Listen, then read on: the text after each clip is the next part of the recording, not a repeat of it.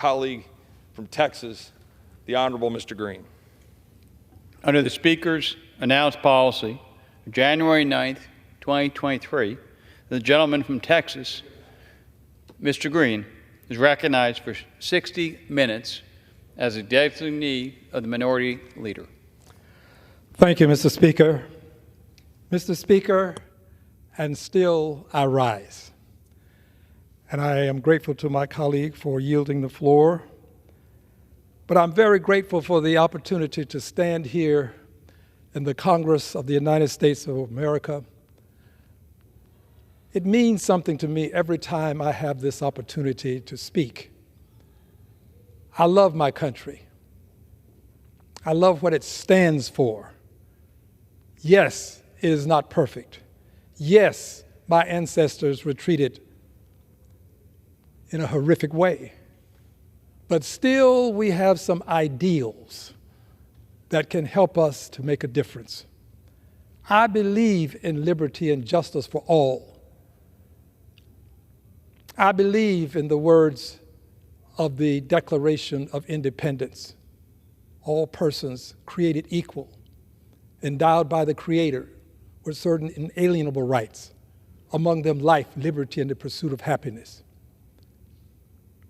I believe that notwithstanding our imperfections, we still have an opportunity to have that more perfect union. So I rise today, Mr. Speaker. I rise today in the name of mercy. In the name of mercy. Justice, yes, always justice, but also mercy. Because justice has to do with the law and fairness, but mercy has to do with compassion and grace. And still I rise, and still I rise. A proud son of the segregated South.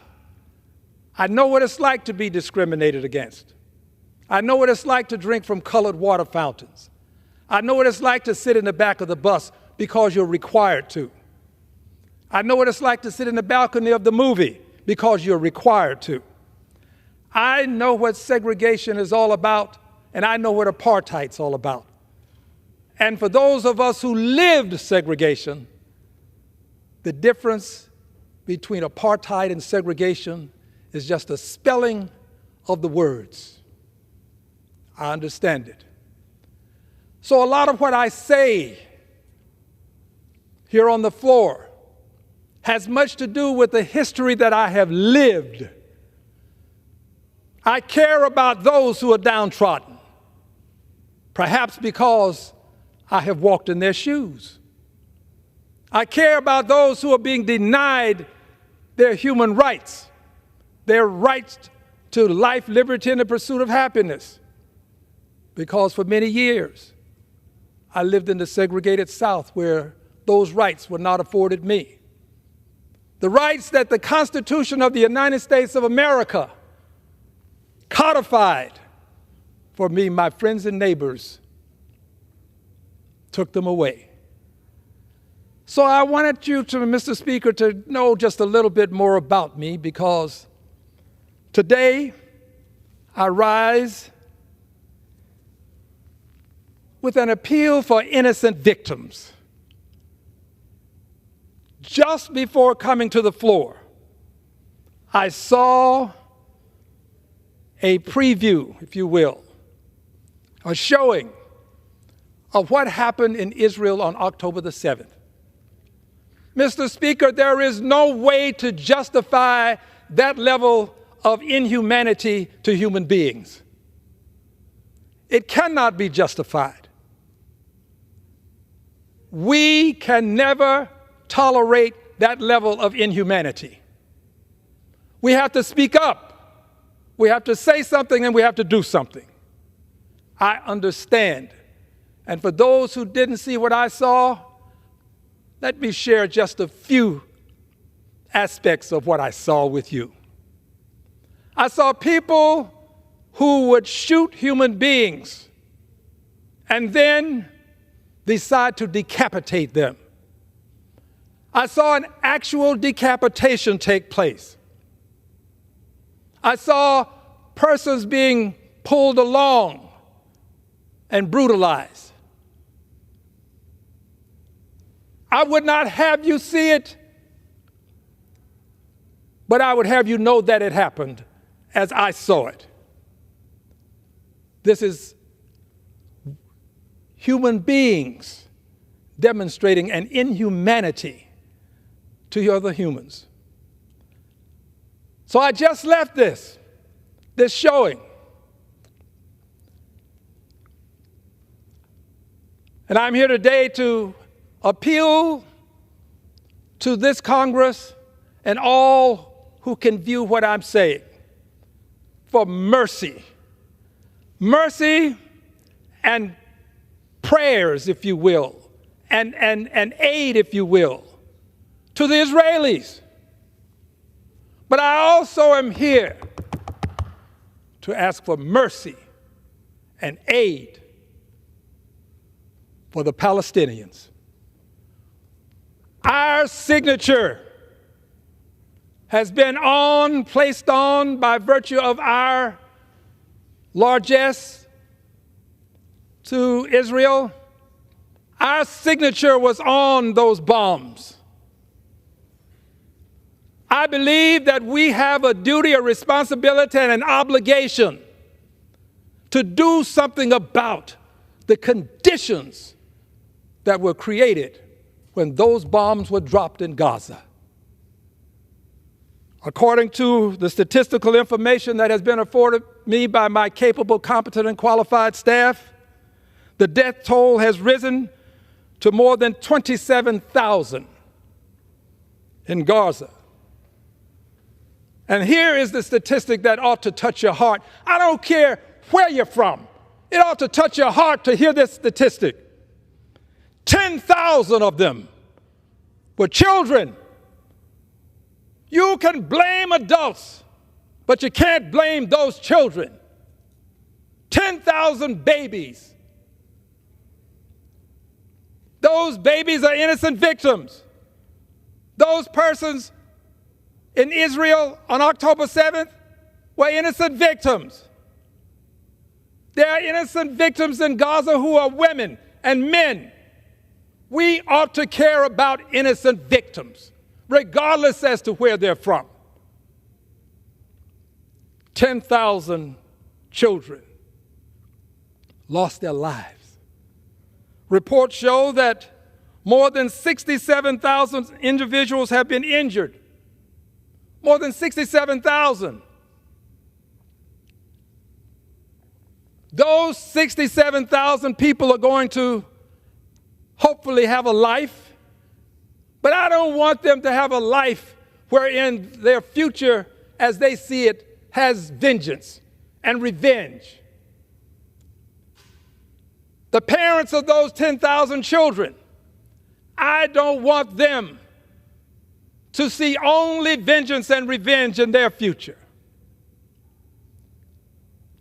Vengeance and revenge doesn't end in one cycle. It's a continuous cycle that you're into.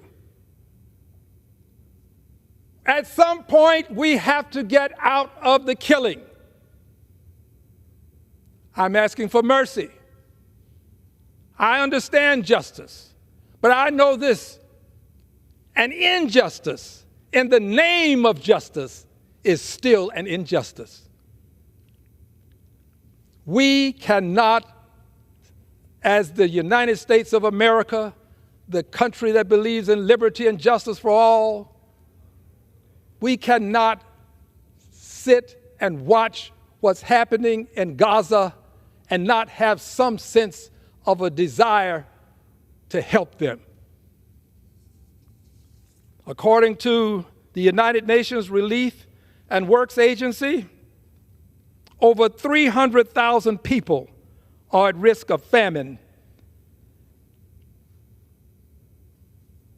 300,000 people at risk of famine.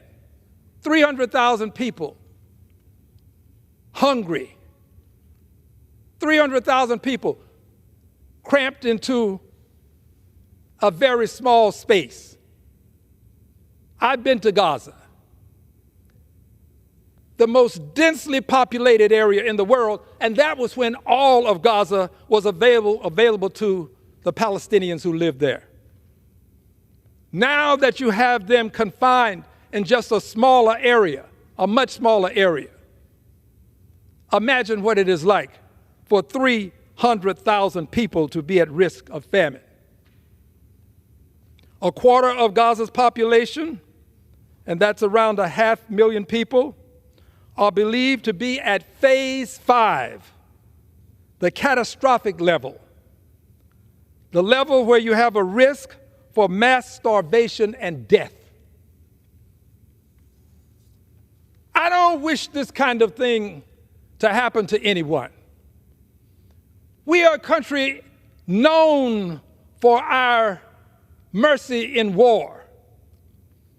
In this country, if we are at war with you, engaged in mortal combat, if we should injure you in mortal combat, we give you aid and comfort. In this country, we understand that there is a difference between war and a person who is wounded. Yes, you can be at war, but the wounded ought to be treated. And by the way, those persons who on October 7th took the lives of those innocent persons in Israel, they were not giving aid and comfort. But we have an opportunity to do something about this. We cannot allow Gaza to go on suffering with famine in this catastrophic way. We're the United States of America. When we show up, we bring liberty and justice with us. We bring mercy with us. We're not like the other guys. We're different. It's time for us to show up. It's time for us to make it clear that we plan to be of assistance to the Palestinians. We've already made it clear that we're going to be of assistance to Israel. Now we have to make it clear that we're going to be of assistance to Palestinians, the innocent victims. Mr. Netanyahu himself has said that the Palestinians are victims. It's Hamas. It's Hamas that has created the catastrophe. So we must show up, and we have a duty because our fingerprints are on those bombs, those munitions.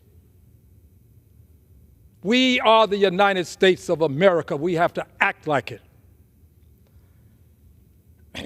As of the end of November, more than 1,000 children have undergone one or double leg amputations.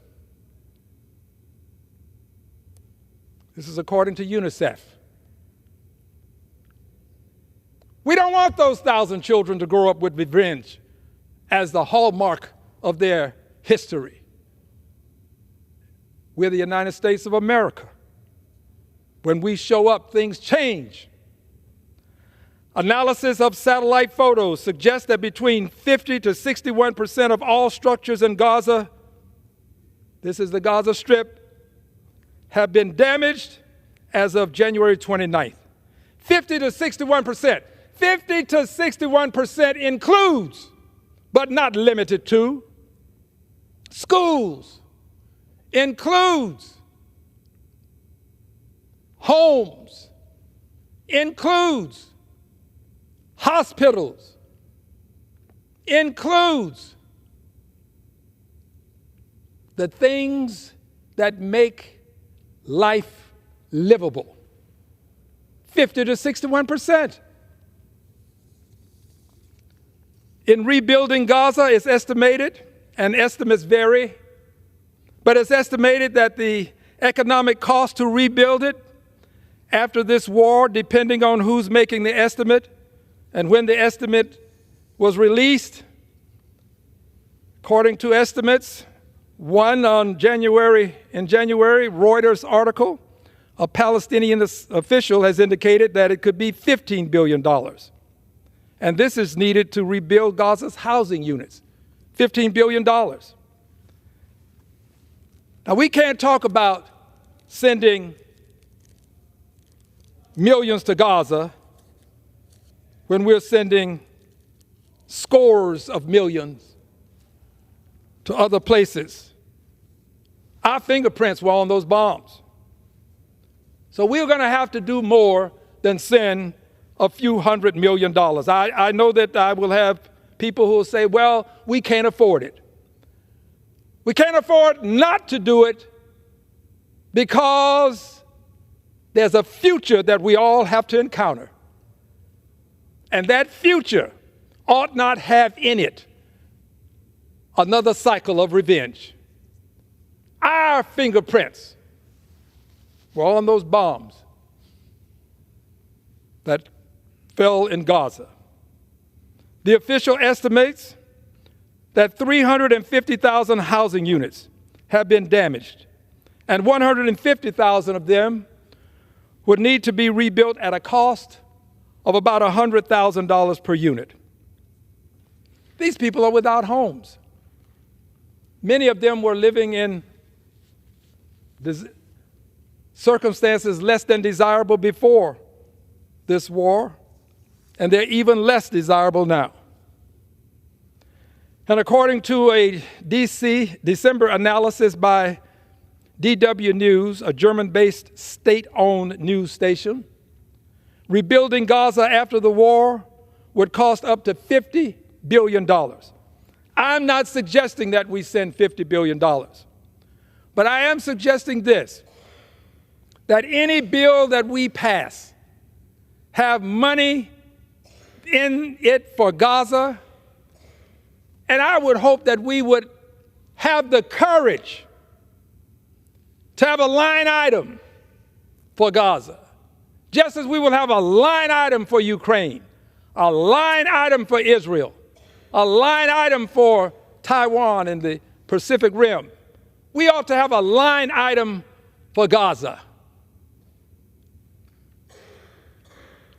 Our fingerprints are on the bombs that fell on Gaza. I have said I'm interested in justice always, but today the appeal is for mercy. As I indicated, justice has to do with the law and fairness.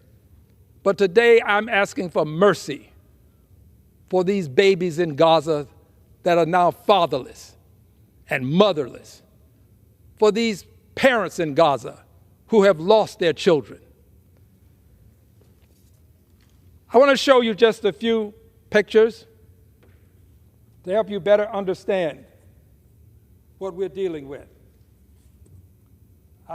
This first picture that I will show you, is just to give you what an indication or some depiction of what you've already seen. I'm sure you have if you've been attuned to the news. This is much of what these statistical pieces of information reveal. You can see the destruction. This is not habitable, uninhabitable. Our fingerprints on this. Those bombs have our fingerprints, had our fingerprints. We got to do something about this. Here is a picture of a person, an adult, with children. 2 adults, 2 children. I don't know whether that's their home in the background, But I know that those conditions are not suitable for human habitation. And you look at these beautiful babies. Babies are innocent victims of this war. We've got to do something about this. Our fingerprints are on the bombs.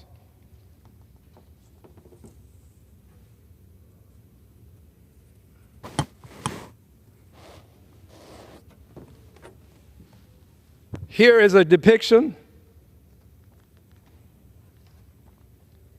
of a child, young person.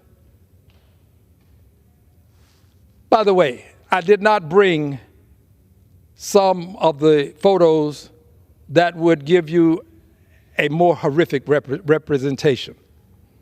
But now as you look at this, I want you to see the Israeli baby.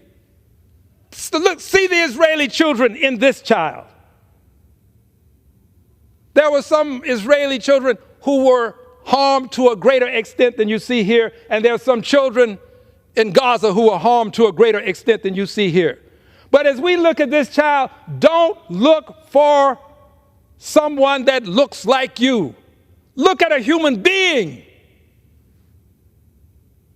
And our fingerprints are on the bombs that created these conditions. The people in Gaza have been forced to relocate and relocate. Can you imagine what it would be like to be told that you have to move out of your home, told to do it on short notice, don't have a vehicle, all of the luxuries that we enjoy? So you take your cart and your donkey and you load up, and you and your family are off to look for a safe place to live, not necessarily a comfortable place. This has happened. This has happened to the Palestinians in Gaza. We've got to do something about this. And finally, my appeal to you,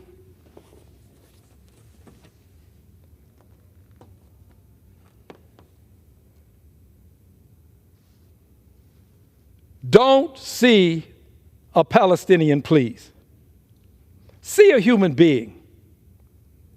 Think of the Israelis that were harmed. Realize that there are children in Gaza that have been harmed. Harmed is a very kind, polite word for all of these innocent victims.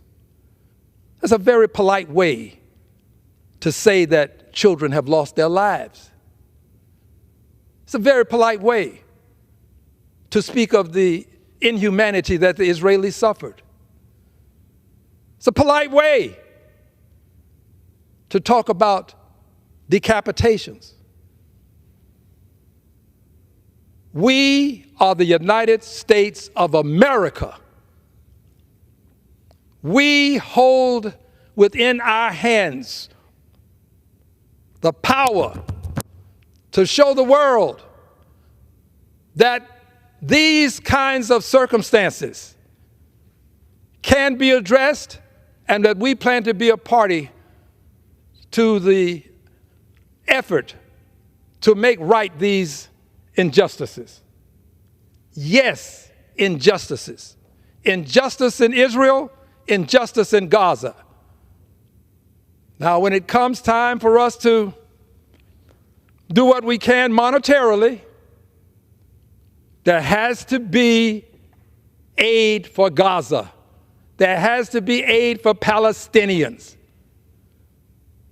We cannot decide that our aid can only benefit some when we know that we have a duty to benefit others. This is our duty and our responsibility. We must do what we can to ensure that the persons in Gaza receive aid and comfort.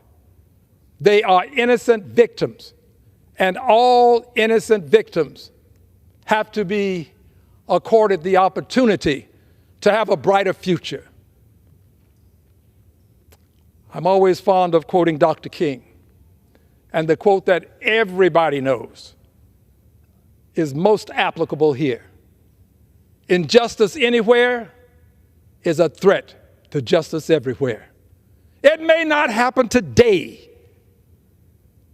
but if we leave these injustices unchecked, if we don't do what we can to provide aid and comfort to Palestinians, the injustice that we see in these distant places can haunt us because our fingerprints are on the bombs that created these circumstances.